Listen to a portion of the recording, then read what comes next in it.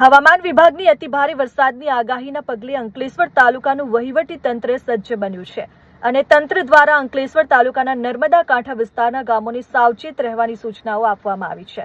ત્યારે મામલતદાર રાજન વસાવા અને તાલુકા પંચાયતના પ્રમુખ વિવેક ભરડીવાળાએ ટીમ સાથે નર્મદા કાંઠા વિસ્તારના સરફુદ્દીન, જૂના બોરભાટા, જૂના ધંતુરિયા સહિતના ગામોની મુલાકાત લીધી અને ગ્રામજનોએ સાવચેત રહેવા તેમજ અતિ આવશ્યક કામ સિવાય ઘરની બહાર ન નીકળે તેમજ નદી, નાળા, તળાવ, ડેમ અને પાણી ભરાયેલા વિસ્તારોમાં જવાનું ટાળે, પાણી ભરાયેલા રસ્તા અને કોઝવે પરથી વાહન પસાર ન કરે તેમજ અન્ય જોખમી સ્થળોથી દૂર રહેવા અપીલ કરી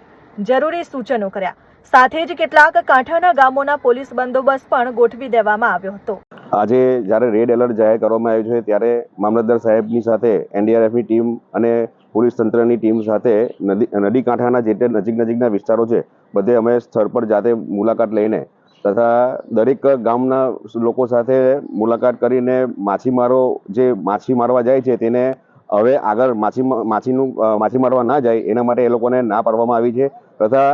વધારે જો પાણી અહીંયા ભરાઈ જાય તો એના માટે પણ સ્થળાંતર માટેની પણ તૈયારી સાથે અમે અહીંયા દરેક ગામે ફરીને અત્યારે અમે બધાને જાગૃત કર્યા છે। આજ રોજ હવામાન વિભાગ તરફથી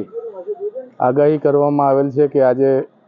રેડ એલર્ટ જાહેર કરવામાં આવેલ છે, જેથી નર્મદા નદીના કાંઠા વિસ્તારના ગામોમાં રૂબરૂ મુલાકાત લઈ ગ્રામજનો તેમજ માછીમારોને નદીમાં નહીં જવા માટે સમજૂત કરવામાં આવ્યા છે અને ગ્રામજનોને પાણી ભરાયેલા વિસ્તારમાં નહીં જવા માટે જરૂરી સૂચનો કર્યા છે અને હાલ અમારી સાથે તાલુકા પંચાયતના પ્રમુખશ્રી હાજર છે, પોલીસની ટીમ હાજર છે, દરેક ગામમાં કાંઠા વિસ્તારમાં પોલીસની ટીમ તૈનાત કરવામાં આવેલ છે અને શેલ્ટર હોમની પણ વ્યવસ્થા છે, જરૂર જણાય। હાલ પાણી ભરાવાના કોઈ પ્રશ્ન છે નથી। Dharmesh Patel, RN news, Ankleshwar.